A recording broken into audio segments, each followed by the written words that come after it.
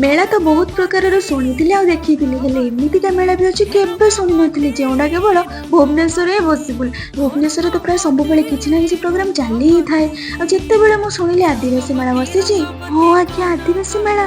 या नहीं मो मन जिज्ञासा जागृत है तो मो बर नहीं बाहर आदिवासी मेला एक्चुअली कौन विशेषत्व ये मेलार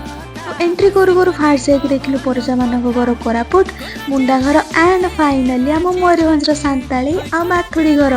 एक्चुअली मेला रे आम आदिवासी भाई भौणी कल्चर खाद्य अलंकार वस्त्र हाउस टाइप हस्ततंत्र आदि बहुत चर्चित हाथ तैयारी जिनस देखिले आप पागला ही जीवे कौन हो पागला ही जीवे एक्चुअली बहुत टैलेंटेड एत सुंदर सुंदर जिनस से हाथ में बन एंड प्राइस भी बहुत थिला